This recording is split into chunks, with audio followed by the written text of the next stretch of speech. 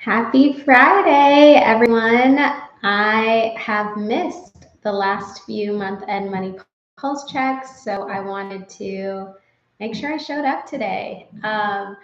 It's not that I haven't been tracking my spending or doing my money reviews. I definitely have, but I've just been so busy. I haven't had a chance to actually go live and share with you guys. So, anyways, I'm here.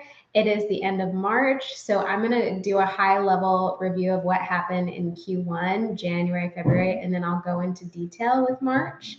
So let me first start by saying January was a profitable month. I had more money coming out or more money coming in than going out. February, not so much. I had significantly more money going out in February than I did have come in. But March was profitable. So I had more money coming in than going out.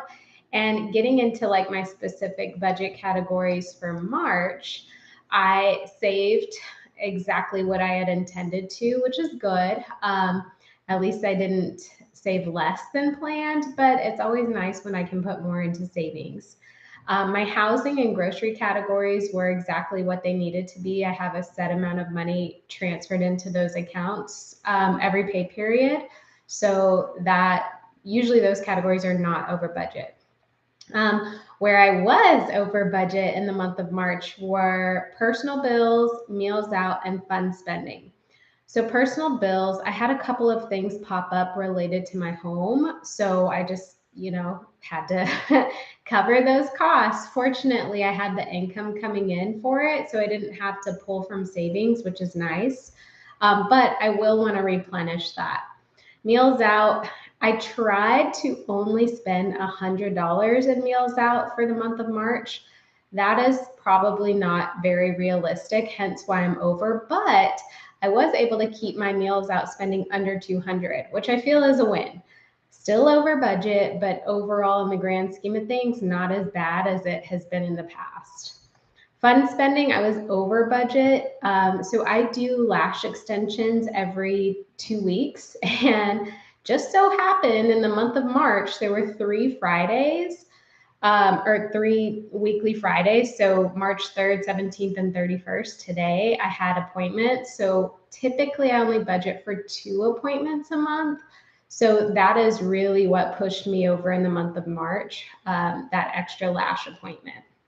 Now, where I was under budget in transportation. So I actually didn't fill up my gas tank this month. My boyfriend luckily filled it up when he borrowed my car.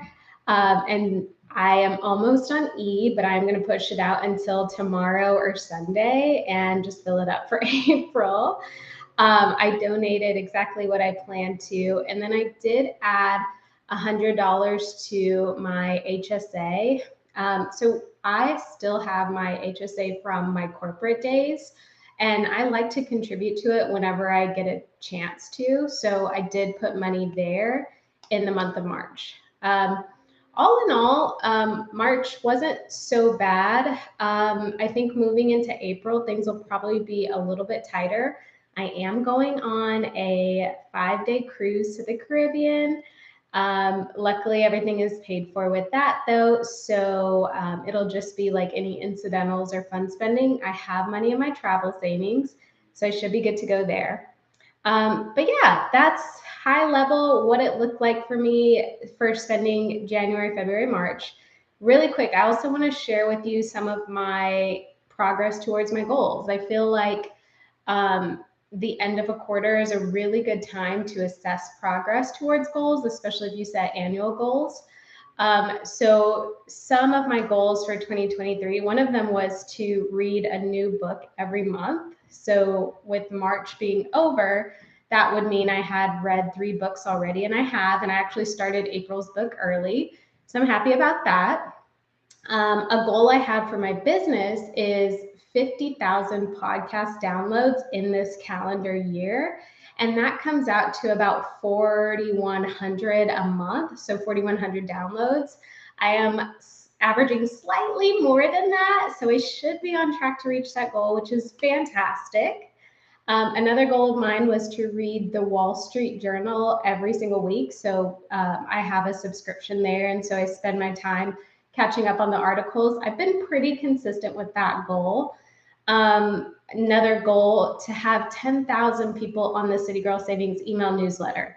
I'm hovering around the 7,000 range. So I've always kind of been in that sort of area. So I really got to figure out how to bump that up and really get to the 10K. But that is just an update on some of my personal and professional goals so far. Thank you so much for tuning in, for being here. If you have questions or want to check out past money reviews, they are on the channel, and I will see you soon.